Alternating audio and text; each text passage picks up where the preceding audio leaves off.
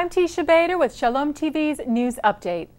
A pro-Palestinian website published the names, photos, and personal details of 100 Israelis supposedly serving as pilots in the Israel Air Force on Thursday, referring to them as war criminals.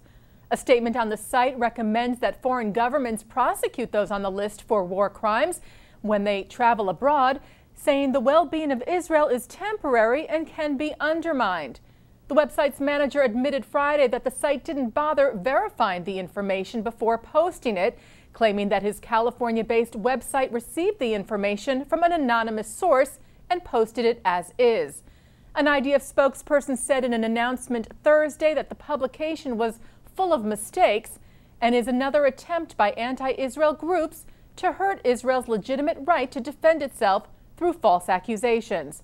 Israeli censorship laws prohibit the publication of the names and faces of soldiers and officers who fill sensitive combat positions, including pilots, so as to protect their personal security.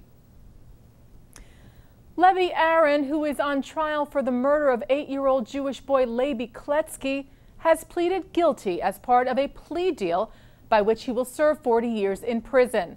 The New York Post reported that Brooklyn District Attorney Charles Hines agreed to offer Aaron the plea deal at the request of Levi's parents, who wanted to avoid a lengthy and painful trial. Aaron, who is 36 and also Jewish, has a history of mental illness, but was told Thursday by New York State Supreme Court Justice Neil Feiertag that an insanity plea would not be an acceptable defense in this case. Levi was kidnapped and murdered near his home in the Borough Park section of Brooklyn in July of last year. And in our Election 2012 report today, National Jewish Democratic Council Chair Mark Stanley has called on Jewish business magnate Sheldon Adelson to drop his, quote, silly lawsuit against the NJDC.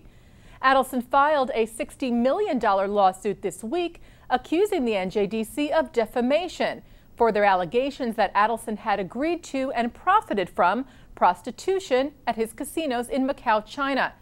Adelson is a major donor to the Republican campaign, and the NJDC had circulated a petition urging Republicans not to accept Adelson's, quote, tainted funds. The petition was later taken down, but the NJDC refused to withdraw their allegations or apologize to Adelson. In statements released by Stanley on Thursday, he proposed that Adelson debate him on the issues of Obama's record on Israel and other differences between Democrats and Republicans, adding, "And drop your silly lawsuit. You are going to lose, and you are not going to bully us or silence us because of your wealth." Jewish Canadian Parliament Minister Erwin Kotler has asked the International Olympics Committee to hold a moment of silence for the Munich 11 at the closing ceremony of the London Games. Kotler wrote a letter to IOC President Jacques Rogge calling the IOC's decision not to hold a minute of silence during the opening ceremony as offensive as it is incomprehensible, and said that the 11 Israeli athletes who were murdered at the 1972 Munich Games were killed because they were Israeli and Jewish, and that now they were being denied this tribute also because they are Israeli and Jewish.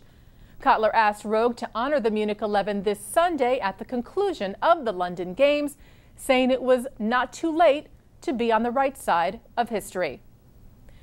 And staying with the Olympics, the Jerusalem Post reports that Jewish-American gold medalist Aly Raisman accepted an invitation from Israel's Diaspora Affairs Minister Yuli Edelstein on Friday to come and visit Israel for the first time. In a phone conversation facilitated by U.S. Ambassador to Israel Dan Shapiro, Raisman told Edelstein that she was really happy to be invited and that she would decide with her family when would be the best time to come. Raisman, who is 18 and from Needham, Massachusetts, won the gold for her floor exercise in gymnastics in London on Tuesday, which she performed to Hava Nagila. And finally, Rashidah Ali, the daughter of legendary boxing champion Muhammad Ali, visited Hadassah Medical Center in Jerusalem Thursday to learn about its work in treating brain degenerative diseases. She accompanied the managers of Brainstorm, an Israeli biotechnology company developing adult stem cell therapies for neurodegenerative disorders such as Lou Gehrig's disease, multiple sclerosis, and Parkinson's disease, which Muhammad Ali suffers from. Rashidah Ali serves on Brainstorm's advisory board and is an internationally known advocate for advancing research in this area, based on her personal experience as Muhammad Ali's daughter. She praised Hadassah's work in the area and said she was looking forward to meeting the people behind the names and to seeing everything with her own eyes. And that's Shalom TV's News Update. I'm Teisha Bader.